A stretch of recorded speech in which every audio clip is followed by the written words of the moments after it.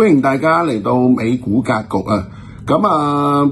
啱啱過去咗呢個上半年啦，美股方面咧都經歷咗一個好波動嘅上半年啦。原因嚟講咧，就由呢個嘅貿易關稅啦，令到個市方面咧，去到4月嘅時候咧，就跌到一個低嘅水平啦。其後嚟講咧，就一個 V 字形式嘅反彈啦。我相信嚟講咧，就好多朋友咧都係有少少始料不及嘅原因嚟講咧，就覺得彈完上嚟之後咧，就開始應該要有啲調整啦。又或者係一個 W 嘅方向啦，就冇理由係一個 V 字嘅方向啦。我諗喺下半年嚟講咧，就我哋今集會集中睇下啦，個形勢係點，同埋嚟講咧，我哋亦都有啲咩股份方面嚟講咧係需要留意啦。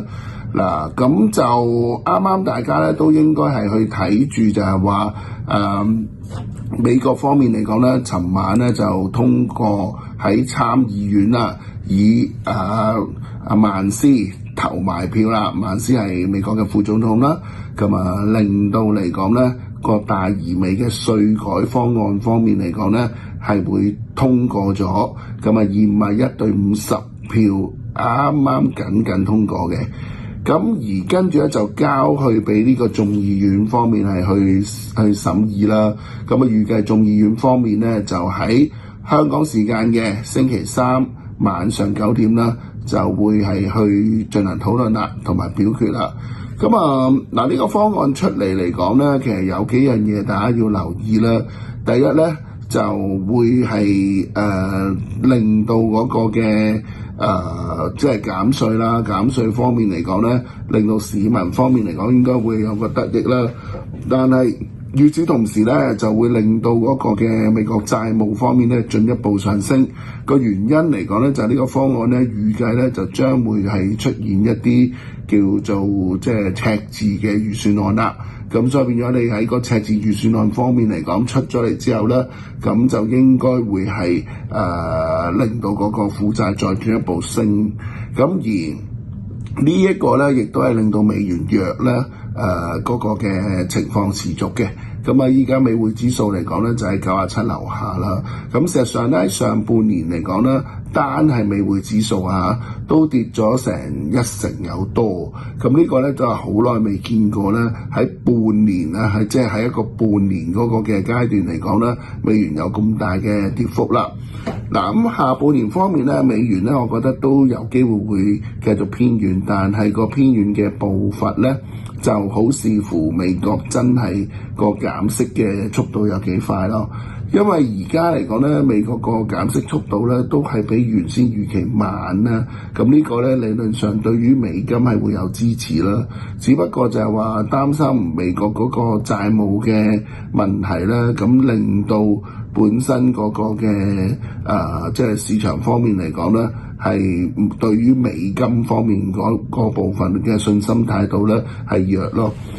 美金弱咧，就對個美股咧，其實唔係一件壞事，係一件好事嚟嘅。尤其是咧，就係對於一啲有國際嘅業務嘅公司啦，因為你有國際業務嘅公司嚟講咧，你變咗喺海外嘅匯翻去轉成為呢個即係海外嘅收入啦，轉成為呢個美金嘅時候咧，你會得益於美元係轉弱嘅。所以咧，美元你見佢一路弱咧，就但係個股票市場嚟講咧，其實表現就唔差。所以呢樣嘢咧就要留意啦。另外咧，如果你話下半年嚟講咧，嗰個美國嘅經濟方面咧，我諗係用平穩去睇啦。因為啱嚟講咧，我哋見呢個出咗嗰個嘅 GDP 啦，特蘭聯儲銀行啦。佢喺7月1號出嘅 GDP 咧，第二季嘅預測咧就2.5%。呢個咧又比呢個6月27號嘅2.9% 咧就再向下調低0.4%。如果如無意外嚟計咧，第二季個 GDP 咧，你介乎係即係都係應該同2.5相若啦。而你第一季嚟講咧，就係有個負0.5啦。所以你上半年嚟講咧，差唔多就係1或者1.1啦。咁啊，下半年嚟講咧，就如果保持翻同速啦，即係大概係喺2.幾個 percent 嗰個嘅經濟增長嘅話咧，咁就全年咧都有機會咧係去到1.4% 或者係1.4% 高少少。咁呢個咧就同之前咧聯儲局俾嗰個嘅點陣圖咧，我諗係相若啦。咁就亦都見得到咧，近期嗰個嘅美國經濟方面咧係有少少係差咗嘅，特別喺嗰個嘅就業狀況啦。咁所以其實阿特朗普都應該咁講，阿鮑威爾都講咧，就係話，如果唔係一啲叫做稅務改革嘅話咧，咁其實可能美國就已經可以減息，但係而家咧佢唔肯定得到咧喺個稅務改革帶嚟嘅通脹嘅影響，所以佢咧就令到遲遲個聯儲局咧都未有所行動啦。咁啊講到關稅嗰度嚟講咧。7月9號就大家都知道啦，呢個係一個好重要嘅日子，就係第一個階段啦。特朗普將嗰個貿易嘅延長到去到係7月9號成為一個 deadline 啦。咁但係以我而家去睇嘅時候咧，我只覺得咧就你中國同中國應該已經係搞掂咗啦，咁英國搞掂咗啦。其實最難搞咧就係應該係歐洲同歐盟啦，同埋呢個嘅日本啦。咁所以你見日本方面嚟講咧，特朗普亦都係出一啲極盡施壓嘅方法咧，希望就日本方面咧可以即係談判嘅方面係比較順利啦。咁啊，你問我啦，我覺得最終咧，其實嗰個貿易方面嘅談判咧，應該都會可以係完成得到嘅。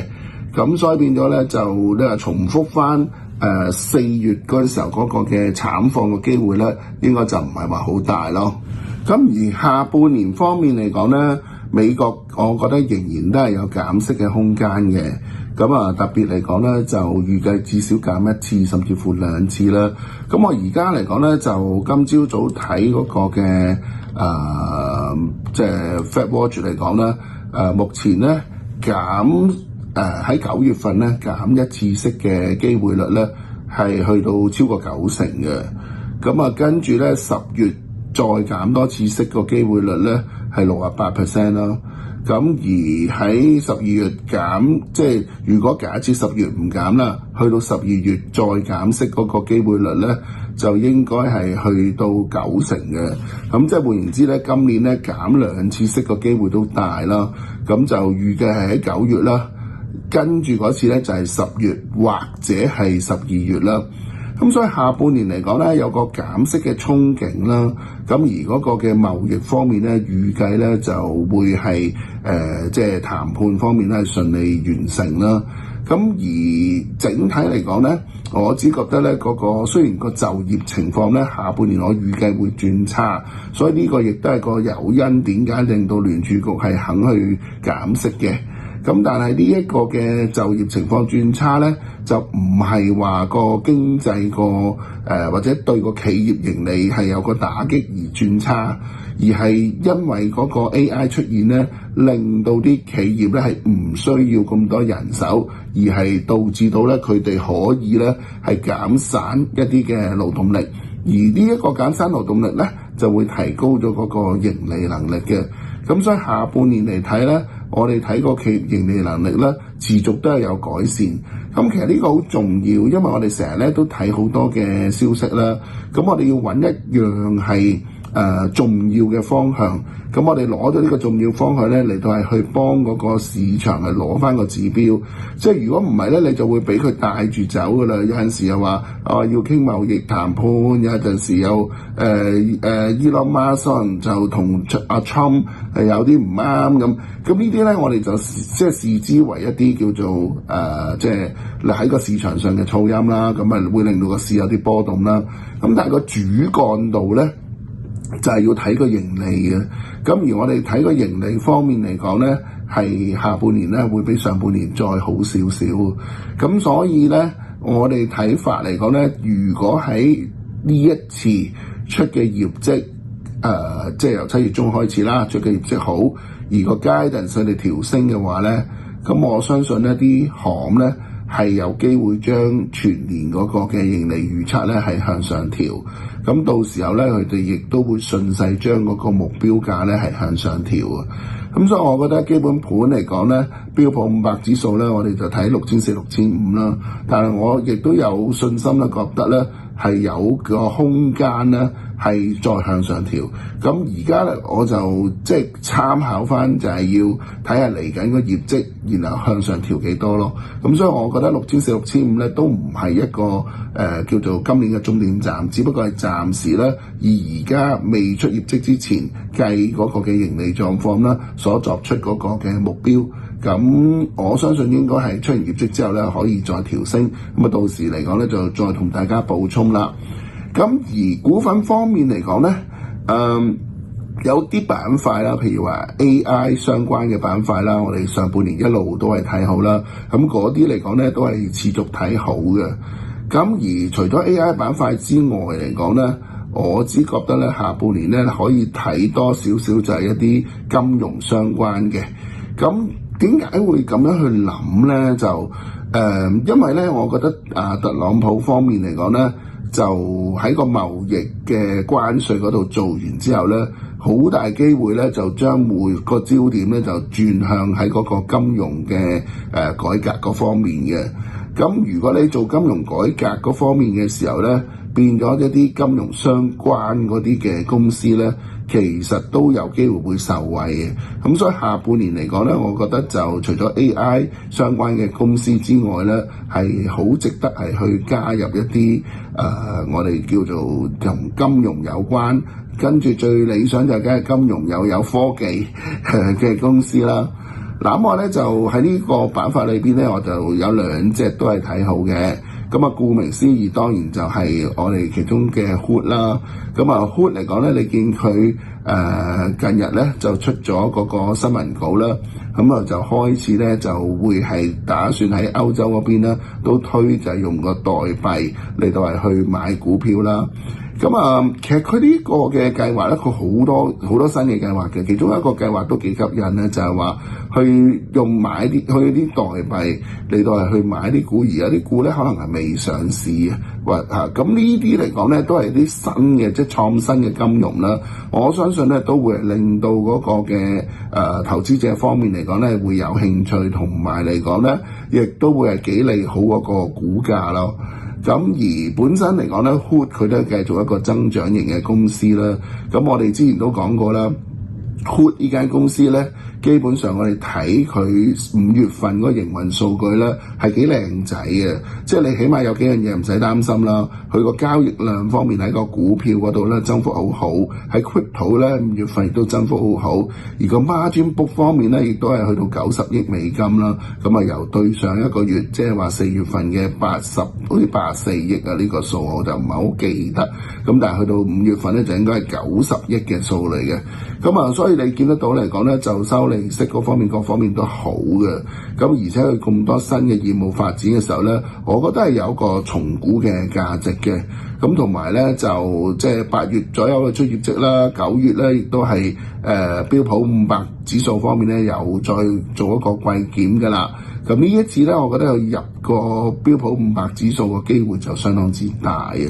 咁所以變咗咧，由而家你可以去到入 S&P 500之前嚟講咧，都係繼續持有嘅。除咗話 Hood 之外嚟講咧，其實我對 Goldman Sachs 呢間公司都係有啲興趣。點解會咁樣諗咧？佢依家大概都係16倍市盈率啦。嗱，我哋 Hood 嚟講咧，你可以咁樣諗就係話，希望喺嗰個放寬嗰個金融嘅政策裏邊，佢都係受惠啦。咁而佢咧就基本上 Hood 咧就提供一個平台啦，俾一個投資者嚟到係去做一個交易啦。咁而調翻轉嚟講咧，高民咧就應該係即係以自己去炒嗰個嘅為主啦，佢就唔係即係主力嚟講，唔係話睇佢公開嗰個嘅平台俾你啦。咁我覺得嚟講咧，就下半年呢個市既然係好嘅時候呢，咁有啲即係炒房預計都會有唔錯表現。咁佢而家都係16倍市盈率呢，咁你隨時喺嗰個炒房做得好嘅話呢，咁我覺得呢都可以個盈利會係有個好過預期嗰個嘅走勢咯。咁所以我覺得呢，就即係如果你要揀嚟講，我覺得高文都係幾值得去揀嘅一隻股份咯。咁反而如果你話 JPM 即係 JP Morgan 嚟計咧，唔係唔好，咁但係 JP Morgan 咧，你要諗一樣嘢，下半年咧減息嘅話咧，你個息差度咧會收窄嘅。咁你息差收窄咧，就即係對個盈利方面就冇咁理想啦。咁所以變咗我就另外揀一啲係唔係話即係主力喺嗰個利息。即係息差收入為主，而係靠少少炒房嘅公司嚟講咧，我覺得可能嗰個力量會係唔錯。咁所以大家咧都可以不妨係留意住啦。就譬如Goldman Sachs落翻去700蚊樓下嘅話咧，我覺得都值得諗嘅。譬如你喺680蚊附近咧，係值得去做一個吸納嘅。咁啊，上網你可以睇到大概750、760啦，止蝕位咧都可以近啲，唔使擺喺咁遠啦。你擺640。其實都我覺得可以嘅。好啦，咁除此之外嚟講咧 ，Nvidia 咧都明顯咧就已經係有個突破㗎啦。咁下半年方面咧，預期個走勢咧都係非常之理想嘅。咁下半年有啲咩嘅優勢咧？第一就係話佢上一次公布個季度業績啦，你好明顯咧已經見得到咧，佢個 Blackwell 嗰個嘅即係產能方面嚟講咧，開始已經係全程即係可以投入啦。咁當呢個即係情形出現嘅時候咧，個毛利率就有改善嘅空間咯。所以你睇得到咧，雖然第一季咧佢嗰個即係撇除中為一啲 H20要做撥備嗰個嘅毛利率嚟計咧，咁大概嗰個係71點幾嘅 percent 啦。咁但係佢預計第二季咧個毛利率都係有72%。咁其實跌咗幾季咧，係首次見得到個季度方面咧個毛利率有改善咯。咁而隨住嗰個 Blackwell 係即係可以全速投產啦，咁亦都係嗰個需求會大咗之下嚟講咧，我哋預計咧嗰個毛利率咧係有機會慢慢上翻去即係73、74嗰啲位咯。當然啦，我唔會話即係認為話去個毛利率去到好似以前嗰啲即係過高嗰啲嘅水平啦。但係我諗你去翻73、74都唔係話唔得咯。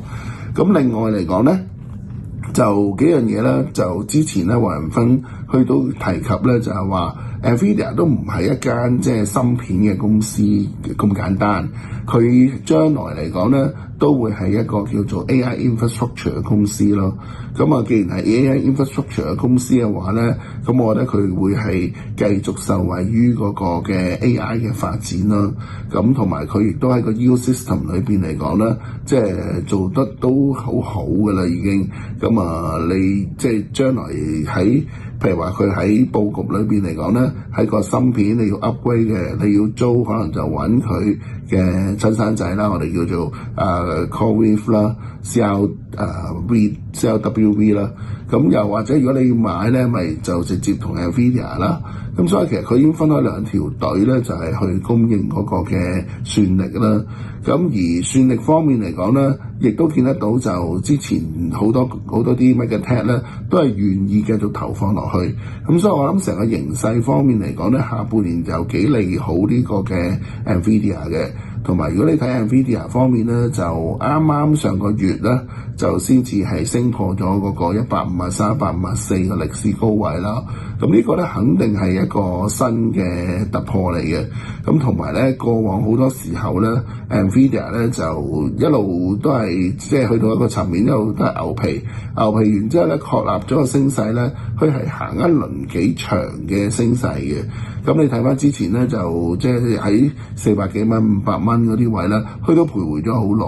咁而今次嚟講，其實都有少少相似嘅。譬如你假設佢由100至150蚊嗰個位度徘徊啦，其實都有差唔多成年嘅。咁當中嚟講咧，佢有試過落過80幾啦。咁啊，包括就係舊年8月舊年8月嗰時都係93嘅。咁啊，最主要嚟講就係今年嗰個稅務嗰個嘅改革嗰陣時候咧，咁啊落到去80幾咧，大家就比較驚嗰個環境啦。如果你撇除嗰橛嚟講咧，其實大致上佢喺100蚊至150幾蚊裏邊上上落落嘅。咁如果你係即係度翻上去嚟睇咧，差唔多講緊咧破咗位之後咧，係向住200蚊嗰啲進發嘅。咁所以我覺得咧，佢係有一條即係幾長嘅上升嘅道路係可以行咯。咁就如果你計翻個估值咧，佢都合理嘅。譬如你2026年嘅1月咧，我哋計個每股盈利嘅預測咧，大概係4.2，而2027年1月底止咧，個每股盈利係5.2至5.4左右啦。所以如果你用5.2至5.4去睇咧，假設佢即係差唔多係30幾倍嘅市盈率嚟講咧，其實去到180至190嗰啲位真係唔係好難咯。咁所以變咗，我覺得你153咧，其實可以揸多啲同埋揸耐少少咧，去等到去年尾咧，我覺得有機會見180或樓上嗰啲水平嘅。咁啊，至於嚟講咧，我哋嗰個嘅除咗呢個 Nvidia 之外啦，咁啊 CoreWeave 咧，我哋都係非常之睇好啦。咁啊 CoreWeave 個股價咧就係150幾蚊咧，都整固咗一段好長時間啦。咁我只覺得咧，就只要繼續守咗150呢啲位咧，佢隨時都係有機會整固完之後咧再向上嘅。咁大家都睇得到咧，好明顯就係話嚟緊嗰個 AI 越嚟越普及，需要嘅算力越嚟越多。咁唔係個個都想買，唔想買嘅原因有幾個啦。一來你個資本開支好大，二來咧你買咧，其實有啲人就想成日追一啲新型號嗰個嘅芯片。咁你要買嘅話咧，買完一次你再買下一次嘅話咧，係好重皮嘅。咁呢個基本上係好難先做得到咯。咁所以咁嘅情形之下嚟講咧，其實有啲朋友咧就會係選擇咧係去租啦。咁而租咧亦都講過啦，有啲技巧啊，就唔係話你間公司都可以做呢個樣嘢。咁你就算做得好咧，你要做得好咧，你係要有啲新嘅算力嚟到係去租俾人咧。你嗰個租金嗰陣時咧，你可以攞多啲咧，個利潤都會賺得好啲。咁所以我哋亦都要講求就係邊一啲公司係有能力係攞一啲新嘅芯片啦。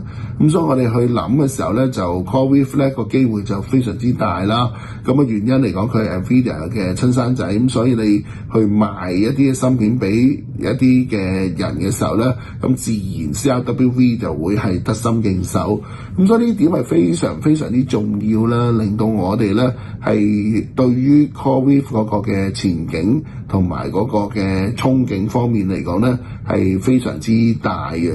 咁我覺得係150幾蚊呢啲位整固完之後咧，佢隨時係有機會會上到去即係180至200蚊嗰個區域咯。咁我相信係需要少少時間啦，咁但係其實佢都係有機會會到嗰啲位嘅。咁就另外嚟講咧，我哋之前亦都有講過，譬如話個 Circle 啦，本身上個禮拜去睇嘅時候咧，咁啊諗下佢跌咗落嚟有冇直播嗰個機會啦。咁啊結果咧，佢係跌穿咗我哋嗰個198蚊嗰個嘅止蝕價啦。咁而我哋自己去諗一樣嘢，後尾我自己再檢討下啦。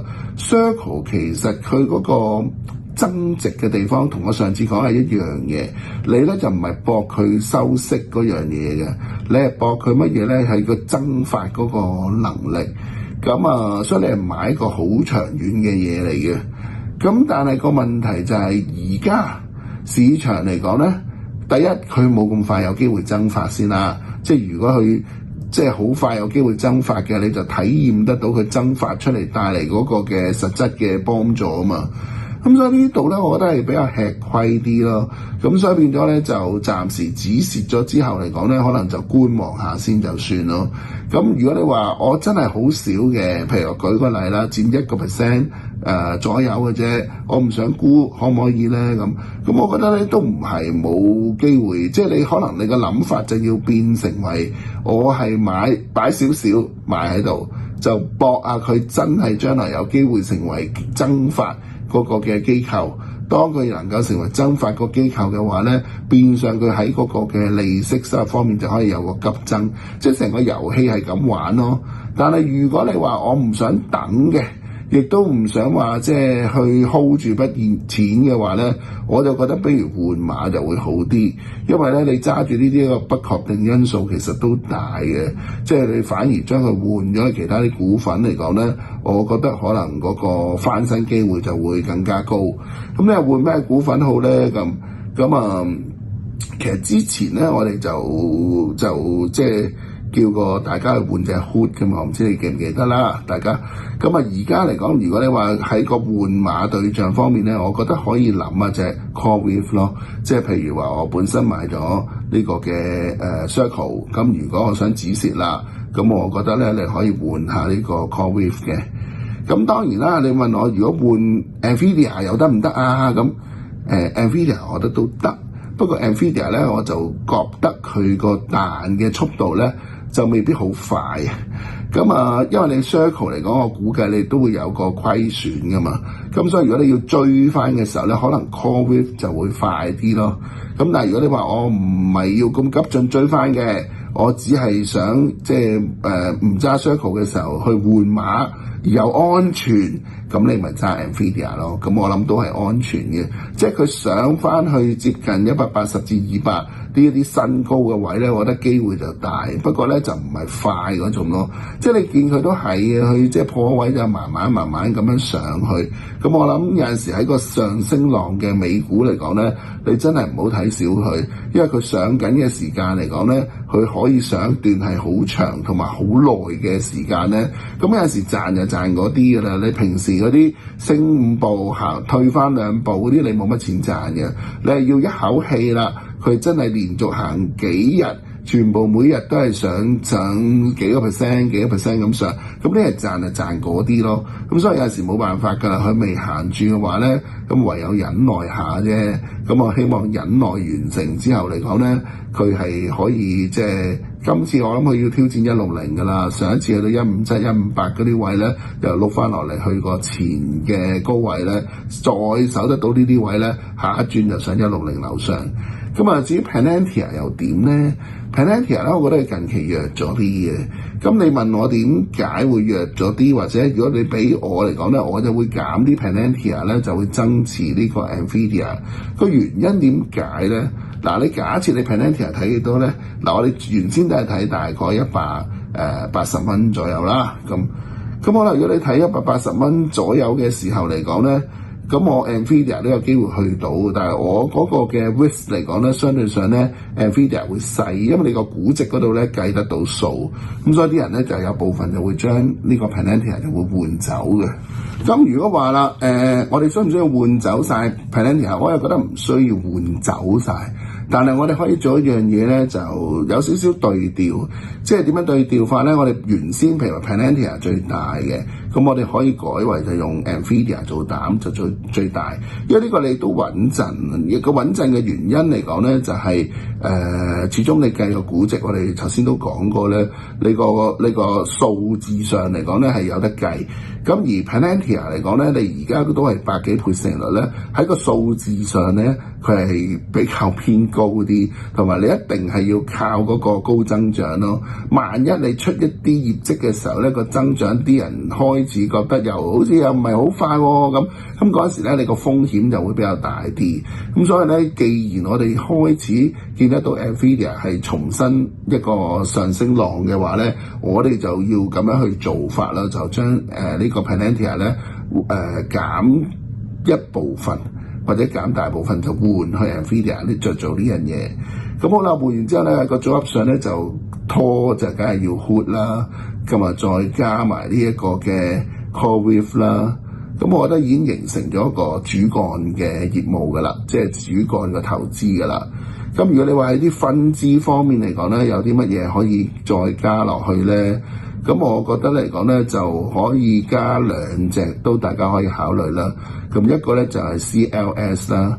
咁啊 CLS 嚟講咧，就佢個估值唔算話好貴，因為佢俾出嚟個 guidance 個每股盈利咧，全年嚟計咧係5蚊啦。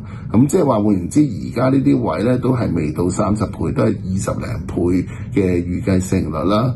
咁同埋佢做嘅嘢咧，我都係有一部分咧係做啲即係喺個 data centre 入邊做啲 connection 嘅嘢。咁呢部分咧都會受惠於個 data centre 咧係持續個需求係即係增加，而佢呢一個業務都係會增加。咁所以呢間公司嚟講咧，我覺得都可以即係睇好嘅。咁而另一間咧就係 VRT 啦。咁 VRT 嚟講咧，佢係做 cooling effect 嘅嘢啦。咁即係話咧，譬如 Blackwell 咧，佢係好熱嘅。如果你唔做 cooling 嚟講咧，係唔得嘅，係好嘥電嘅。咁同埋嚟講咧，就之前嗰啲反而即係我講緊 Blackwell 嘅年代之前嗰啲咧 Hopper 啊，或者再之前嗰啲咧，因為個運算速度咧，即係運輸速度冇咁快嘅，即係佢運算嚟講咧。佢變咗就唔會話產生好大熱量咧，咁嗰陣時咧就冇用咁多呢啲 cooling effect 嘅。但係而家由 Blackwell 開始出嘅時候咧，佢個運算速度係非常非常之快嘅話咧，佢係有需要即係做呢樣嘢嘅。咁啊變咗咧嚟緊，你都可以睇成為就係話，隨住個 data centre 個需求係大。咁而喺嗰個嘅芯片亦都係出啲高端啲嘅，咁而運算速度亦都係快啲，所產生嘅熱力亦都係勁啲，所以個 cooling effect 嘅相關嘅業務嚟講咧，亦都會因此而受惠啦。咁你睇翻佢嗰個嘅 projection 嚟講咧，其實佢第一季嗰個每股盈利咧大概係6毫4，第二季咧佢 projection 嘅每股盈利係8毫1嘅。咁啊，即係話咧，你第二季同第一季按季做比較咧，係多咗毫8子啦。毫8子嚟講咧，就應該有2成幾嘅，即係按季喎，呢個增長係嚇。而你再睇深入啲嘅時候咧，當你6毫4再加8毫1，咁你咪係一個4毫半咯。好啦，佢全年嗰個盈利嚟講咧，大概應該係佢 project 係3個半左右。咁即使話咧，如果你再拆開咧，上半年就係一個4毫幾1個半嘅每股盈利啦，下半年咧將會係有2蚊個每股盈利。咁所以你都可以咁樣睇得到咧，就係下半年嗰個嘅即係盈利嘅增長咧，都係好持續嘅。咁我按照佢俾嗰個 projection 咧，大概3個半、3個6嗰啲嘅每股盈利去計啦，目前嗰個嘅預計市盈率咧，大概應該係35、36倍左右啦。咁啊，由於佢嗰個增長都係持續啦，咁我覺得你喺嗰個 cooling effect 嗰方面嚟講咧，佢真係佔盡優勢。咁所以呢啲公司嚟講咧，都係值得可以諗咧，就加入去成為你其中一啲我哋叫做配腳啦嚇。咁啊，所以咧我哋嘅整體嗰個陣式咧就好簡單啦。個膽咧我哋就要咗個 Nvidia 啦。咁啊跟住嚟講咧，就接住落嚟咧就有幾隻咧就係CoreWeave啦、Hood 啦，咁啊同埋 Palantir 你都可以擺埋落去嘅，不過咧個比例少啲，跟住再加2隻邊線啲咧，譬如話呢個嘅CLS 啦，甚至乎係加 VRT 啦，咁我覺得暫時嚟講嗰個即係情況咧都可以夠嘅。